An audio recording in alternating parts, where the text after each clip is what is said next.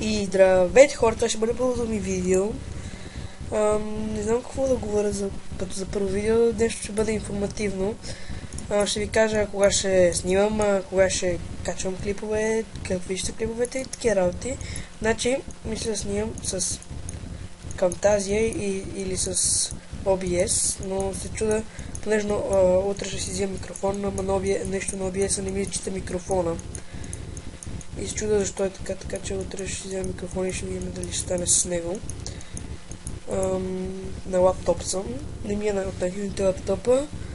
Ще цъкам на GTA 5, на тази игра ще цъкам, когато снимам информативни клипчета. Това е нещо. Това тук е с билярд. А долната е нещо като Гарио. Тук Steam, нали, да има игрите да сме там. Steam ще снимам на CSGO предимно.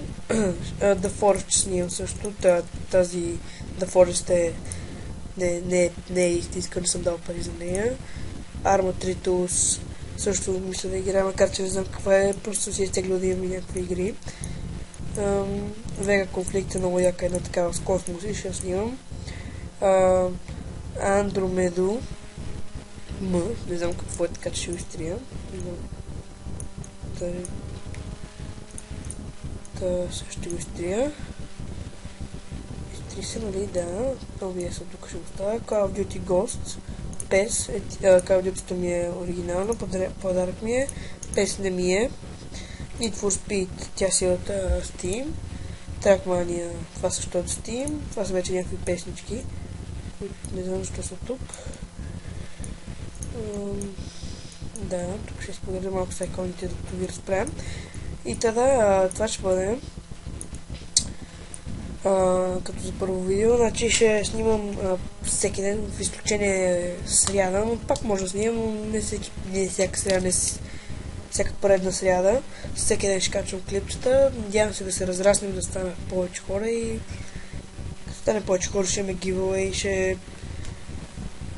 ще направя нещо като от Gamer, дето е Building My New Setup. Ще си направя аз нещо такова. Ще правя аз нещо такова, като се съберем повече хора. Ще боксам работи. Ще бъде интересно, така че може да се абонирате и да харесате клипчето. И тогава чао, ще се видим в следващия клип. Ако ви е харесал клипчето, го харесате, може да ме следите, се абонирате и ще се видим следващия.